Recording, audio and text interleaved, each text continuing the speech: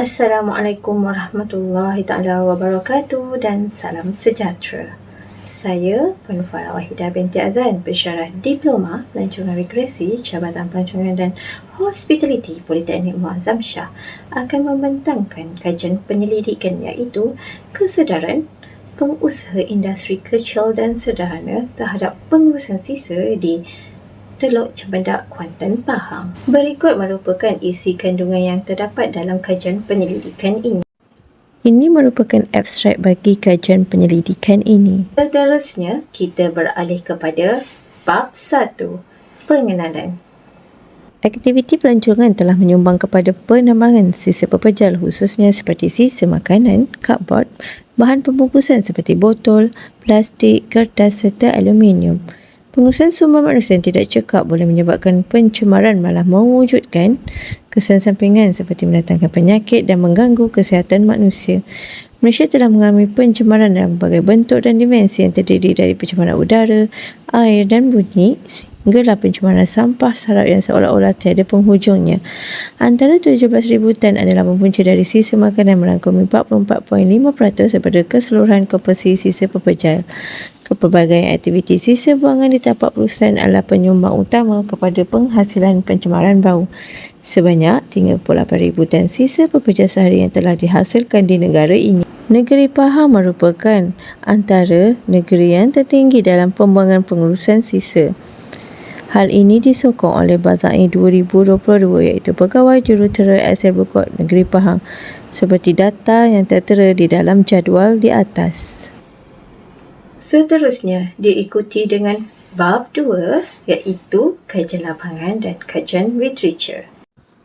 Dalam industri pelancongan, peningkatan dalam bidang pelancong di lokasi tertentu mengakibatkan penjanaan sisa pepejal yang tertinggi.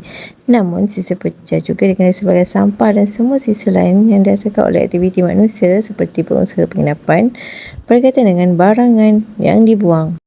Terdapat banyak firma kecil dan sederhana terutamanya dalam sektor pelancongan. Ini jelas menggambarkan bahawa IKS dan industri pelancongan mempunyai pengaruh yang menggalakkan ke atas pembangunan pelancongan. Hierarki diwakili dalam banyak cara yang berbeza, namun prinsip umum adalah untuk menggerakkan pengurusan sisa dari hierarki yang paling tinggi ke paling rendah. Manakala bab 3 iaitu metodologi kajian. Persempalan bukan keberadaan kalian iaitu persempalan bertujuan telah digunakan dalam kajian ini merujuk kepada prosedur persempalan di mana sekumpulan subjek mempunyai ciri-ciri tertentu dipilih sebagai responden kajian. Responden yang dipilih daripada kalangan peniaga IKS di Teluk Cempedak. Kaedah kuantitatif iaitu berbentuk skala Likert. Bagi mencapai objektif pertama dan kedua dalam kajian ini, penyelidik telah memilih 3 buah organisasi IKS iaitu Kedai Makan, Kedai Cenderamata, Kedai Jualan Barang Harian untuk dijadikan sebagai persempalan dalam kajian. Kajian rintis telah dibuat di kawasan kajian. Seramai 30 orang responden telah dipilih bagi mencapai objektif kajian ini. Hal ini disokong oleh Al-Arga 1959 yang mencadangkan bahawa bilangan antara 30 hingga 500 orang responden sangat bersesuaian dalam penghasilan kuantitatif. Seterusnya kita beralih pada keputusan dan perbincangan. Ini merupakan analisis keputusan dan perbincangan bagi mencapai objektif 1 dan objektif 2. Bagi objektif 1, terdapat 10 pemboleh ubah bagi soalan yang berbentuk strategik yang mengenai pengurusan sisa di Teluk Cempedak, Pahang. Soalan kali sidik diukur dengan skala Likert iaitu sangat tidak kerap, sederhana, kerap dan 5 sangat kerap. Hasil analisis mendapati bahawa min purata yang tertinggi adalah pengusaha sedar dalam menggunakan semula botol atau bekas hama untuk menyimpan barang itu dengan min purata 2.80. Diikuti dengan penggunaan semula surat khabar lama dan majalah untuk membungkus barang itu dengan min purata 1.70 dan min purata yang paling rendah adalah membaiki kerusi lama perabot melalui mengecat dan menukar kulit serta sisa makanan yang digunakan untuk membuat baja itu dengan min purata 1.26. Manakala bagi soalan yang berbentuk faktor yang mengenai amalan pengurusan sisa di Teluk Cempedak, Pahang, terdapat 2 faktor yang telah ditekankan, antaranya faktor penggalak yang mempunyai 6 pemboleh ubah dan faktor penghalang yang mempunyai 5 pemboleh ubah. Hasil analisis min purata menjelaskan bahawa min purata yang paling tinggi bagi faktor penggalak adalah keprihatinan untuk memelihara alam sekitar dengan semula jadi iaitu min purata sebanyak 3.93, diikuti yang paling rendah adalah dipengaruhi oleh peniaga lain. Bagi faktor penghalang min purata tertinggi adalah program kesedaran yang diadakan membosankan serta amalan tersebut menyusahkan mememas dengan min purata 3.96.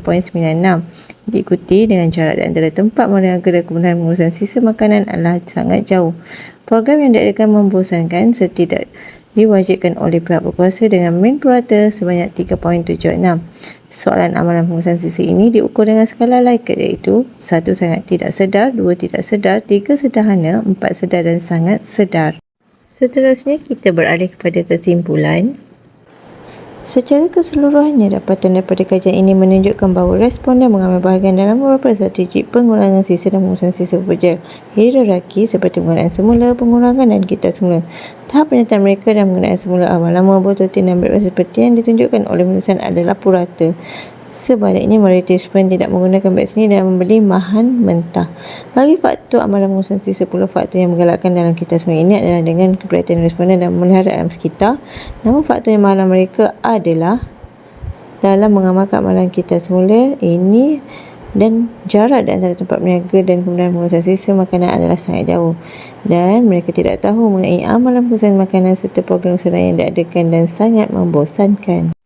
Akhir sekali ini merupakan sumber rujukan penyelidikan ini. Sekian dari saya, Farah Wahidah binti Azan. Terima kasih.